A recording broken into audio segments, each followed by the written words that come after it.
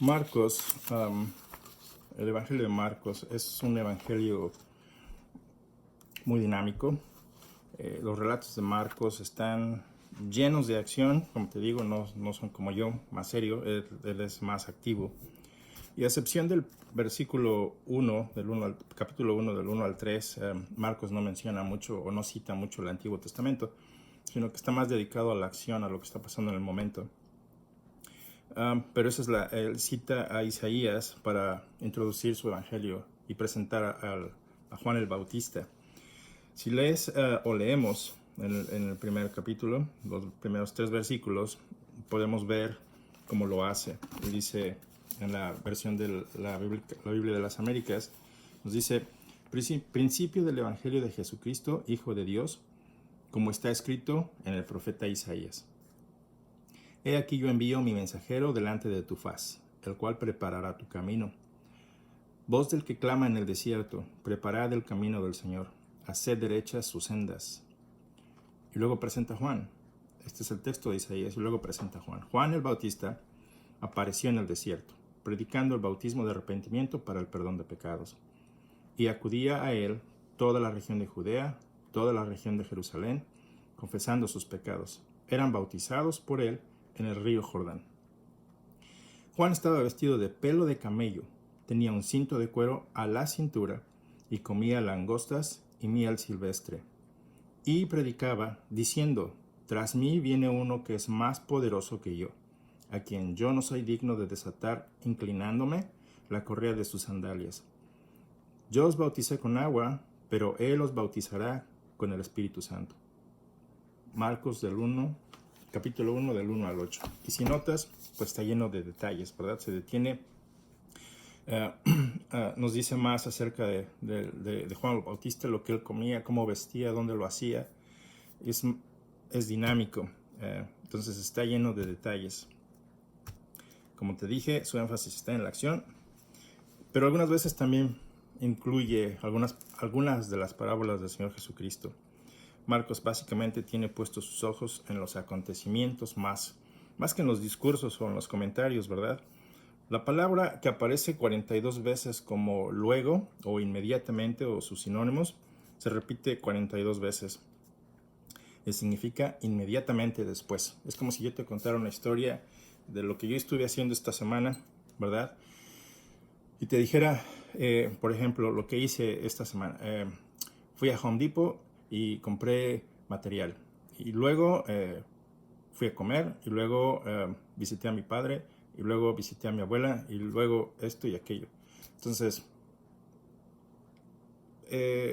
va de un momento a otro, pasa de una acción a otra, pero en esas transiciones él procura llenarnos de detalles, como lo acabamos de leer. Te decía que Marcos citó al profeta Isaías, el cual vivió 700 años aproximadamente antes que el Señor Jesucristo naciera. Alrededor del 750 al 680 antes de Cristo. Entonces, te decía, Marcos es uno de los evangelios que aparecen en la palabra de Dios, el segundo libro en orden cronológico. Entonces veamos un poquito más acerca del libro y de su autor. Marcos era también conocido como Juan Marcos, es su nombre completo. Fue compañero de Simón Pedro, y aquí hay un detalle interesante. Cuando estaba estudiando esto, cuando aprendía más, que no es la primera vez, pero indagué un poquito más acerca de Marcos, yo recordaba que era familiar de uno de los apóstoles, de uno de los mensajeros, pastores, maestros que el Señor utilizó, ¿verdad? El Espíritu Santo apartó a Pablo y a Bernabé para la obra del ministerio. Y recordaba que Marcos tenía algo que ver con uno de ellos, entonces me puse a indagar más. Y en la Reina Valera nos dice que era sobrino de Bernabé. Pero la palabra que aparece ahí es la palabra griega anepsios, y denota más una relación de primo más que de sobrino. Entonces, la traducción que hace la versión inglesa NASB, lo traduce como primo más que como sobrino. La Biblia de las Américas en Colosenses 4:10 lo menciona como primo más que como sobrino. Entonces, si tú tienes esa Reina Valera y lo lees como sobrino, solamente recuerda que no cambia nada, no afecta el Evangelio para nada, ¿verdad? Es una percepción del traductor que es, eh, bueno, no sé, no soy teólogo, pero lo puso como sobrino. Pero dice que es primo de Bernabé. Entonces, quizá más joven, pero es primo de Bernabé. Fueron compañeros. Pablo, ¿verdad? En su primer viaje fue compañero de Pablo en su primer viaje misionero. También fue un intérprete de Pedro. Y si lees 1 de Pedro 5:13, puedes verlo ahí también. Pedro es uno de los apóstoles, una persona cercana al Señor Jesucristo, un testigo ocular, una persona que escuchó todo lo que dijo el Señor Jesucristo de primera mano. Entonces Marcos estaba cerca de Pedro, era quien daba los mensajes de Pedro a otras personas.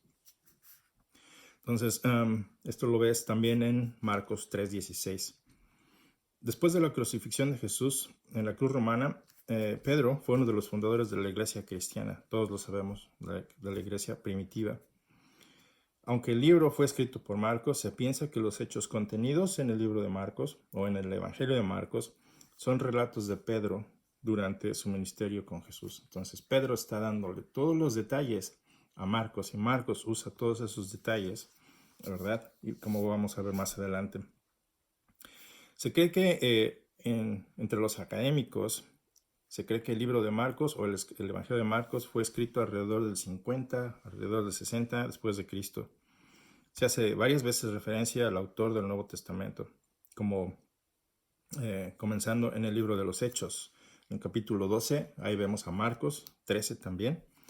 Te mencionaba Colosenses 4:10 y en 2 de Timoteo 4:11 lo vemos cómo se menciona.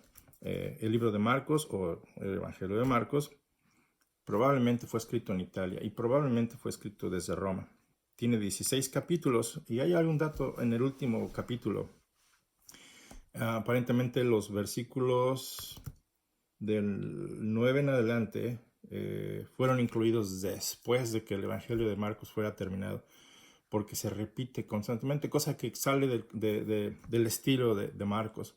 Entonces se cree que los padres de la iglesia añadieron un poquito más de detalles. No recuerdo los nombres, quizá Irineo, pero no afecta en mucho, no afecta en nada. Es como cuando tú das una información o damos alguna información y quizá uno de tus hijos, quizá uno de los que estaban ahí presentes repiten lo que ya acabaste lo que terminaste de decir, ¿verdad? La misma información un poquito más extendido, y eso es lo que hace al final el capítulo 16. No afecta en nada, pero no es parte original. Entonces, es el libro más corto de los 4 evangelios y sin embargo, te decía, está lleno de detalles de los eventos y milagros de Jesús y son consistentes con los otros evangelios. Mateo, Lucas y Juan. Hablando de las características especiales del evangelio, te decía, es el más breve, el más corto, el más rápido, ¿verdad? De los evangelios. Y si tienes a alguien que no conoce nada del Señor Jesucristo, este es un evangelio en el que lo puede familiarizar con lo que el Señor Jesucristo hacía. Se cree que fue escrito o dedicado a los romanos, con una perspectiva más gentil que de hebrea. Presenta al Señor Jesucristo como el siervo perfecto. No hay genealogía como lo hace Mateo, por ejemplo, y omite relatos de la infancia del Señor Jesucristo, como lo hace Mateo, precisamente lo hacen otros escritores. Solo relata 4 parábolas que el Señor Jesucristo menciona, el sembrador, por ejemplo, la parábola de la semilla, el crecimiento de la semilla, y la parábola de la semilla de mostaza, y los labradores malvados. Él realza más los hechos de Jesús, más que sus enseñanzas, lo que Él hizo. Se cree que los romanos no estaban interesados mucho en en las enseñanzas, eran hombres prácticos. Entonces Marcos está haciendo el esfuerzo por atrapar la atención de sus lectores. Entonces, en resumen, y hablando de su estructura un poquito, el Evangelio de Marcos está organizado en 7 secciones que describen la vida y ministerio de nuestro Señor Jesucristo. En la primera sección encontramos que el capítulo comienza citando a Isaías, el profeta del Antiguo Testamento, y menciona a Juan el Bautista, quien profetizó la venida del Señor Jesucristo, del Mesías. Este capítulo también detalla el bautismo y la tentación del Señor Jesucristo. En la segunda sección comienza diciéndonos cuando Jesús llama a Simón, a quien después puso Pedro, y a su hermano Andrés, para que le siguieran en su ministerio junto con los otros 10 discípulos. Lo encontramos en el capítulo 1, versículos del 14 al 20. Jesús también, el Evangelio de Marcos nos dice que Jesús comenzó a hacer milagros durante toda esta sección, ¿verdad? Marcos 1 al 21, conocida como el ministerio Galileo, y lo vemos en el capítulo 6, versículo 29, como fue descrito, pero lo describe en esta porción. En la sección número 3, nos describe el retiro de Galilea, o a Galilea, del Señor Jesucristo y sus discípulos, y el milagro de la alimentación de los 5,000 o las 5,000 personas, con 5 panes y 2 pececillos. Lo vemos en Marcos 6, del 37 al 44. Este capítulo también describe el milagro de Jesús caminando sobre el agua, Marcos 6, 49.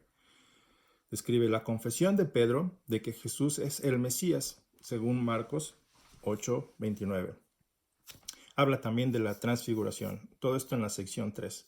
De la transfiguración, Marcos 9, del 2 al 5.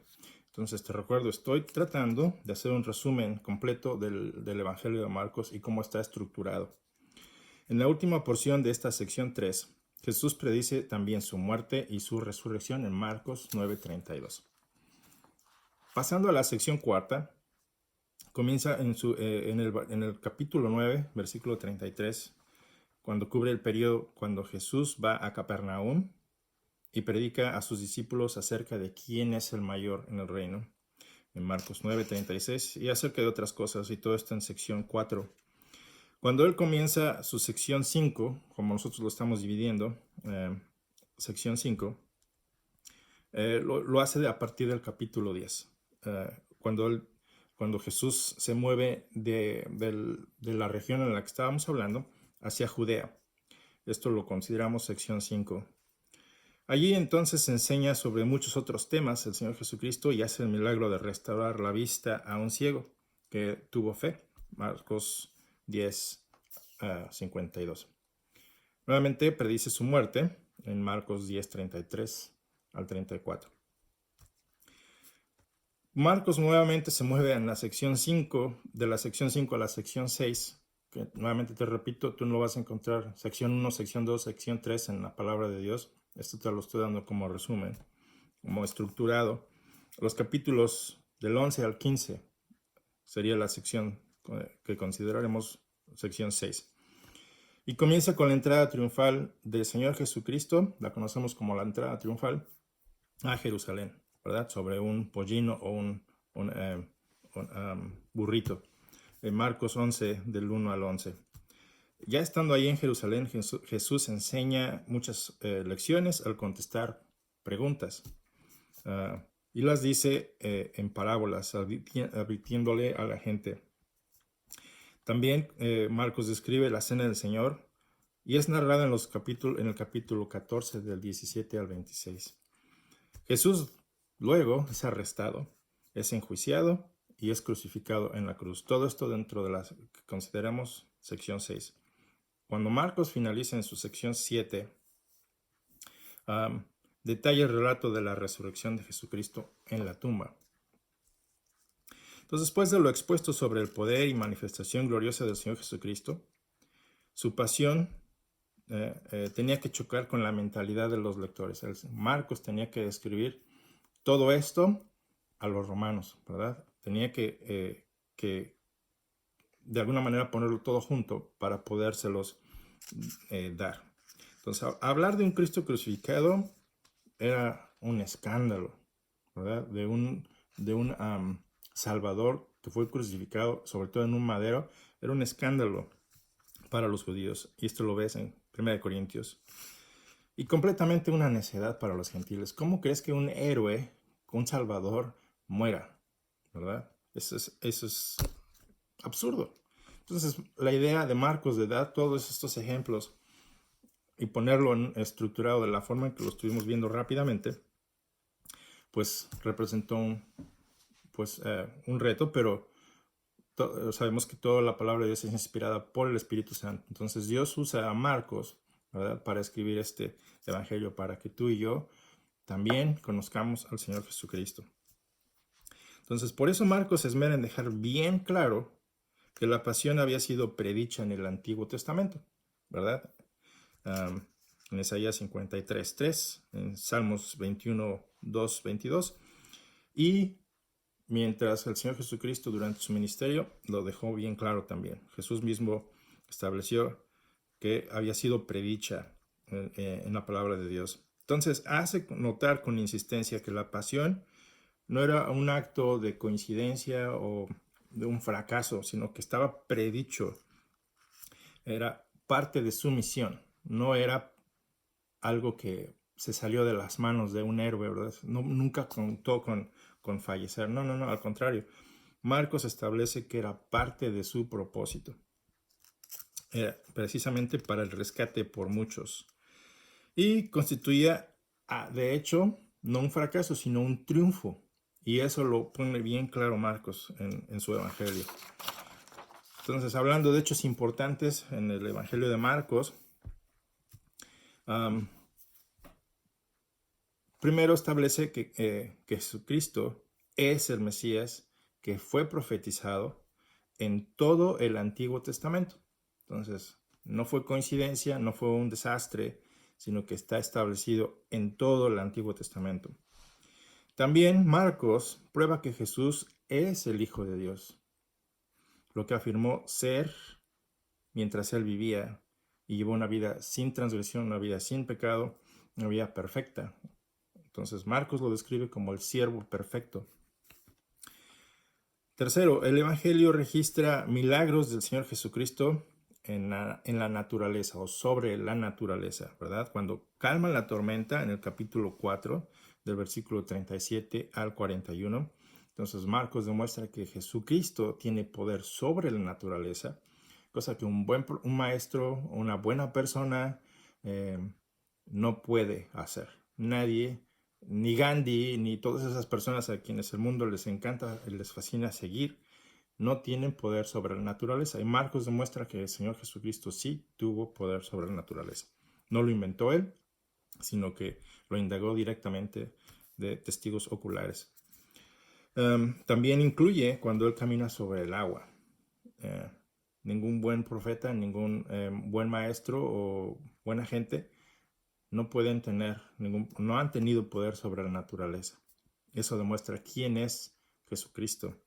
Marcos lo establece en el 6, del 48 al 51. También, ¿verdad? Aunque seas muy elocuente, un gran profesor, creo que la luz del sol ya está reflejando atrás, pero en fin, trataré de terminar a tiempo. Cuando el Señor Jesucristo se dirige a un higo, ¿verdad? Y al no encontrar fruto, ¿verdad?, lo usa como ejemplo para los que están alrededor de él y lo maldice, el cual el árbol se seca al instante. Lo ves en Marcos 11, 12 al 14. Entonces sus milagros también incluyen sanidades de muchas personas. Más adelante en el Evangelio de Marcos encontramos cómo la gente se le amontonaba, como cuando los que conocemos, yo siendo de la Ciudad de México, los que han viajado, han tenido chance de viajar a otros países, quizá como Japón, donde la gente se acumula, se aglomera, o has ido a un concierto, ¿verdad? Y todo el mundo está junto, y no hay a dónde moverse. Así las personas de muchas regiones, las cuales describe aquí Marcos, ¿verdad? Acudían de Judea, acudían gente de Jerusalén, ¿verdad? Um, en algún momento describe también cómo se le amontonaban, pero para tocarle, para ser sanados. Entonces, si el Señor Jesucristo no hubiera tenido esas capacidades, pues la gente quizá no se lo hubiera aventado para tocarle, para poder ser sanados. Si no estamos hablando de enfermedades pretendidas, como vemos hoy en día, que en iglesias de televisión, en las cuales, permíteme un segundo, yo creo que la luz ya me está desapareciendo.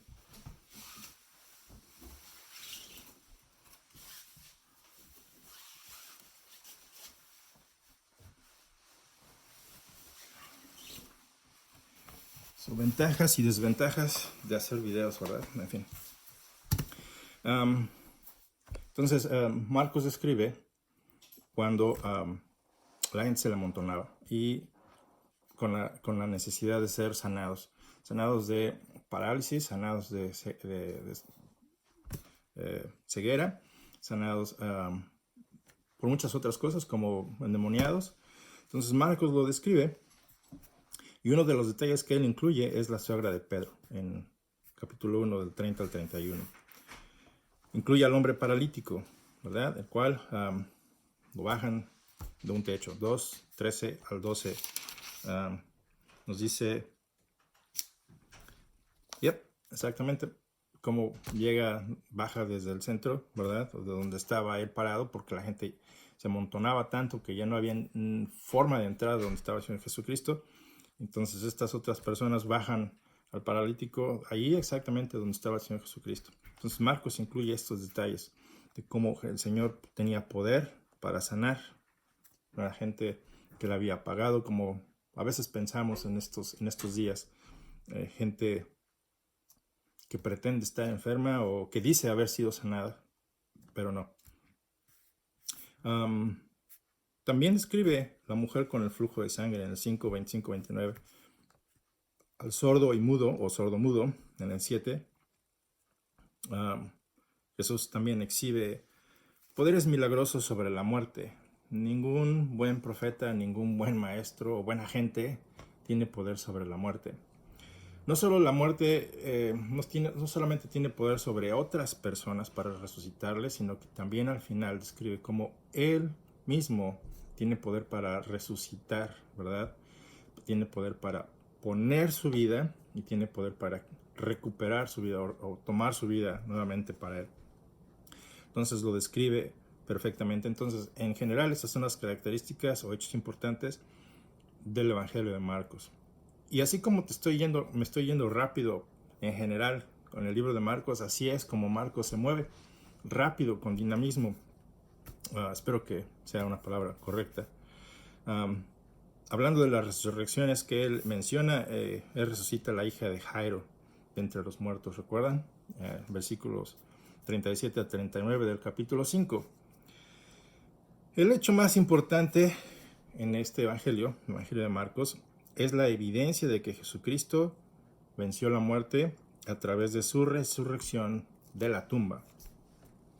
Él probó que no hay ningún poder que lo pueda detener, que lo pueda vencer. Él tiene autoridad para perdonar pecados, y como el Señor mismo Jesucristo se lo dijo a los fariseos, ¿qué es más fácil decir? ¿Tus pecados te son perdonados? ¿Verdad? O sanar a una persona. En este caso, él demostró también, delante de muchas personas, que tenía poder para resucitar personas. Entonces, también demuestra que es el unigénito Hijo de Dios. Y finalmente, Jesús le da a la gente, cuando él se retira, cuando asciende al cielo, instrucciones de cómo Dios desea que tú, cómo desea que yo, la gente de ese tiempo, ¿verdad? Cómo desea Dios que tú y yo vivamos. Cómo debemos responder a circunstancias difíciles como la que vivimos en estos días. Cómo tomar nuestras decisiones concernientes a nuestro futuro eterno, cosas que el mundo no ve. Si tú pones atención, ¿verdad? Incluyendo a tu propia vida, ¿en qué está tu enfoque? ¿En qué nos enfocamos? En lo que estamos haciendo el día de hoy, ¿cierto? Voy a ser doctor, o voy a ser arquitecto, o voy a ser aquí y allá. pero nunca tomamos decisiones para nuestra eternidad. O si sí lo has hecho, pues qué bien. Por favor, échame una mano porque a veces también se me olvida. Pero eso es lo que Dios quiere que tú y yo pongamos nuestra atención. Entonces Marcos hace el esfuerzo, ¿verdad? Con la ayuda del Espíritu Santo, con el poder del Espíritu Santo, porque no es una obra humana, de enfocarse y poner nuestra atención en esta situación, en estos detalles, ¿verdad? Que podamos responder y tomar esas decisiones para nuestra eternidad, concernientes a nuestro futuro eterno. Unos pocos ejemplos incluyen el tener fe, como Marcos 2.5, reemplazar con miedo o reemplazar el miedo con la confianza, Marcos 4.40. Incluyen detalles como creer en el poder de Dios, Marcos 5.36. Debemos seguir a Cristo, Marcos 8.35. Debemos entender la voluntad de Dios, Marcos 9.35. Acerca de los sacrificios que se requieren para seguir a Dios, Marcos 10.21. Cada palabra que está hablada aquí, cada palabra que está escrita en este evangelio, puede ser aplicada de una manera práctica a nuestras vidas, a la vida. Por supuesto, en un resumen de este evangelio solo puede proporcionar lo más relevante de lo que es el texto real y obviamente no puede reemplazarlo, pero esto es una vista general. ¿De dónde obtuvo Marcos su información? ¿Verdad? Te mencionaba esto. ¿De dónde lo obtuvo? Entonces, de los informes de testigos presenciales. No es algo que se le ocurrió, oye, pues sabes que voy a inventar una nueva religión, voy a hablar del Señor Jesucristo. No, sino que lo que él escuchó de testigos presenciales es lo que él anotó como información. Por eso Marcos no se detiene mucho en lo que se dijo, sino más bien en lo que se hizo. Hizo, eso sería una palabra clave. Acción.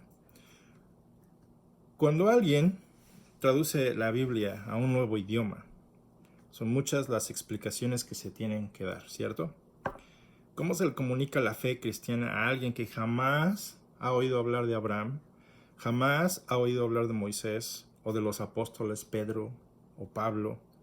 ¿Por dónde comenzarías tú a dar un testimonio de esta manera? ¿Qué dirías? La mayoría de las veces los traductores comienzan con el libro de Marcos.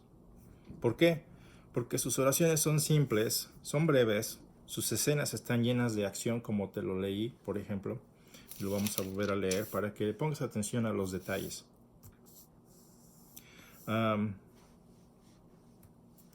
Se prestan a una traducción más fácil también.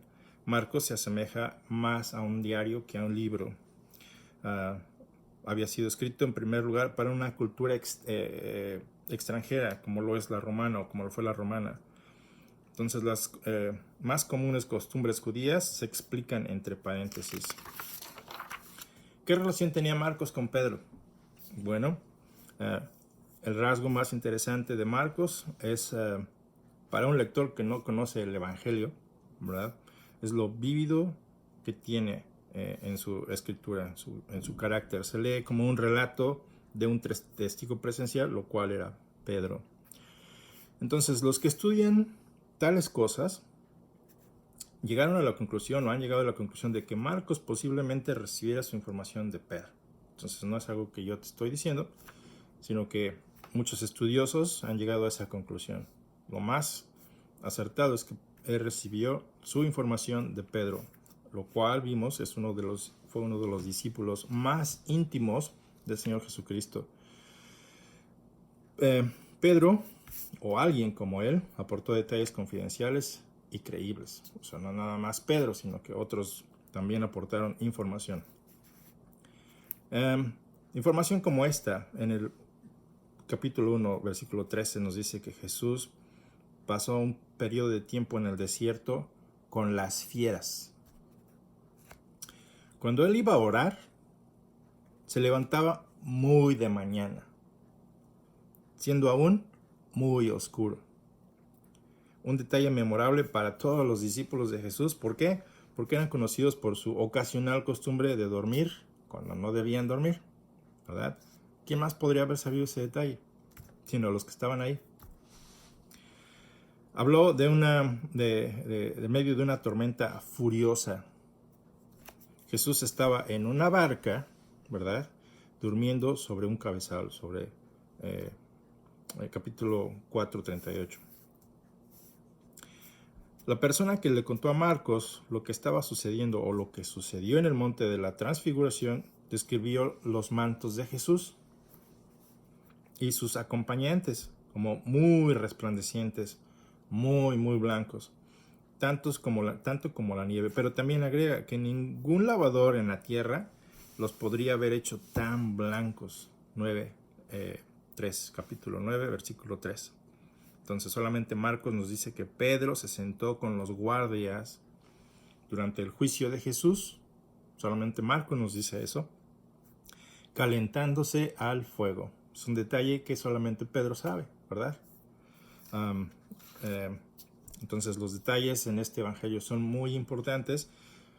Te sugiero pues que leas a través de en esta semana, leas el evangelio de Marcos. Pon atención a los detalles. Léelo rápido, léelo tal cual es y luego vuélvelo a leer y luego vuélvelo a leer para que empieces a ver esos detalles. Luego te voy a leer nuevamente lo que leímos al principio. Entonces uno puede decir que estos detalles no importan, pero es cierto que Mateo y Lucas relatan en los mismos hechos sin dichos detalles. Como lo sabe cualquier escritor, estos tipos de detalles son los que hacen a un relato, o son los que hacen que un relato tenga vividez, ¿verdad? Son los que nos interesan, son los que nos capturan. Para las personas que les encanta leer, estos detalles son los que te atrapan como lector. Entonces, las imágenes que se grabaron en la memoria del testigo presencial también se graban en la del lector. ¿Por qué? Porque está lleno de detalles. Por ejemplo, el hecho de que Juan comiera langostas. En algún tiempo, pues conocemos en español que langostas pues, se puede referir a dos tipos de animales, ¿verdad? Bueno, lo conocemos como la langosta que comes del mar o los pequeños insectos. Entonces yo por mucho tiempo pensé que Juan pues comía miel y langostas de mar. Me imaginaba que era del río Jordán. Pero ya conociendo más en detalle y haciendo un estudio más breve o más conciso de la palabra original langosta, pues tiene que ver con los insectos. Pero eso es lo que él comía. Yo, no, gracias. Quizá a algunos de ustedes les fascinan los chapulines, como se comen en México, o las hormiguitas que, pues, bueno, hay muchos ejemplos de insectos que se pueden comer. Esto es un detalle que Marcos agrega también.